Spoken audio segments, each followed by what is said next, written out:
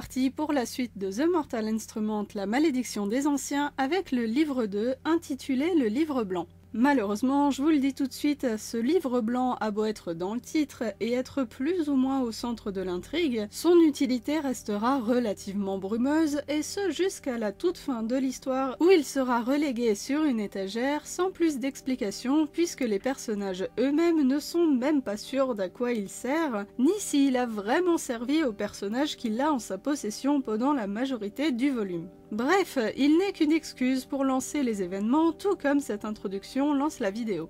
Comme vous devez vous en douter, les choses ne se sont pas vraiment améliorées depuis le tome 1. Je ne dirais pas que c'est pire, mais ce n'est en tout cas pas mieux. Outre la qualité d'écriture toujours aussi moyenne, on peut ajouter de réelles fautes dans le texte cette fois, avec des mots en double, une ponctuation parfois étrange, mais surtout des noms de personnages qui ne correspondent parfois même pas aux personnages présents dans la scène. Par exemple, il y a une scène où Magnus est inconscient dans une chambre, pendant qu'Alec et les autres personnages sont dans la salle à manger. Il est alors clairement indiqué que Magnus s'assoit à table avec eux, avant même qu'il ne les rejoigne vraiment un ou deux paragraphes plus bas. Félicitations Magnus, tu te dédoubles. Il y a aussi un ou deux moments où les noms d'Alec et de Jace sont inversés, ce qui donne la situation plutôt cocasse où Jace se parle à lui-même. Félicitations Jace, toi aussi tu te dédoubles.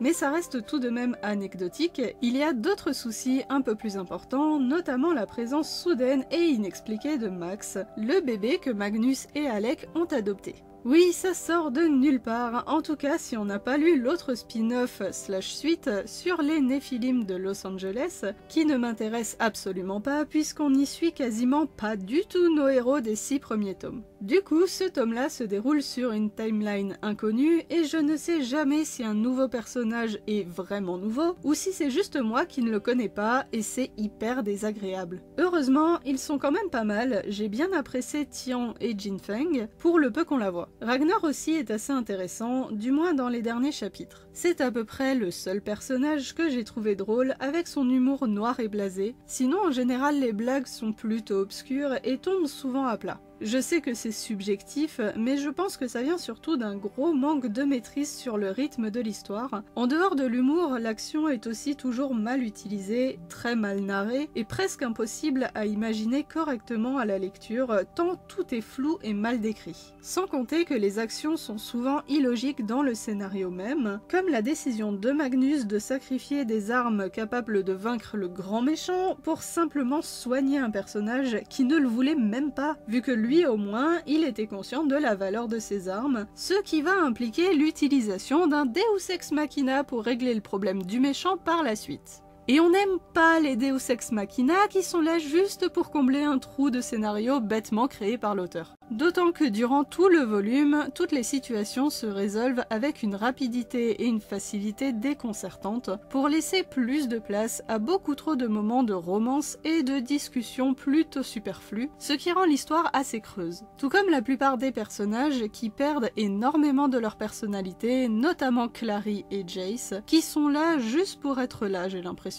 C'est bien de les revoir, mais c'est mieux s'ils servent à quelque chose. Tout tourne pas mal en rond pour très peu de révélations au final. Le scénario brasse de l'air pour remplir les pages avec des personnages qui changent régulièrement d'avis et d'humeur sans raison. De vraies girouettes, surtout Shin-Yun qui constitue le fil rouge des 2 tomes et du 3e, mais que je n'arrive pas vraiment à comprendre de par ses actes contradictoires et ses motivations floues. Si on ajoute à ça son arme au nom absolument imprononçable même mentalement, et le méchant principal écrit comme tous les gros méchants de la série, avec un flegme très cliché, mal maîtrisé et relativement agaçant, c'est compliqué d'être vraiment emporté par les enjeux importants. On parle quand même de la fin du monde, hein, mais traité avec trop de dérision et de résolution facile.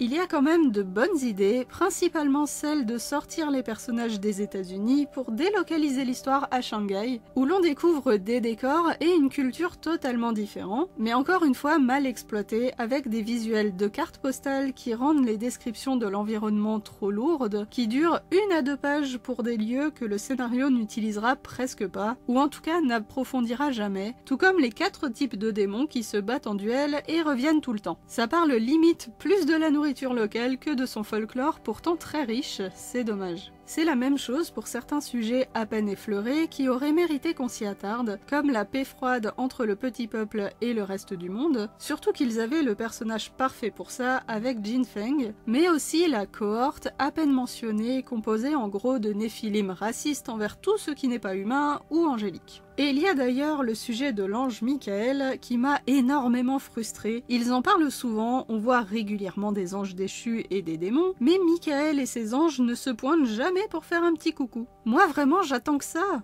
Heureusement, la fin du tome nous tease une probable apparition de Lucifer dans la suite, et avec un peu de chance, il y aura une réaction adéquate du paradis à cette potentielle menace. Ou, surprise, peut-être qu'il ne sera pas du tout une menace justement. En tout cas, ça m'a bien remotivée pour le tome 3, je sais que je suis très négative sur cette série, mais j'aime toujours l'univers qui nous est présenté ainsi que les personnages principaux. C'est juste dommage que les idées en elles-mêmes soient quasiment systématiquement plus intéressantes que leur réelle exécution. On verra bien ce que ça donnera dans la suite. En attendant, prenez soin de vous et au plaisir de vous retrouver dans un autre coin de la chaîne.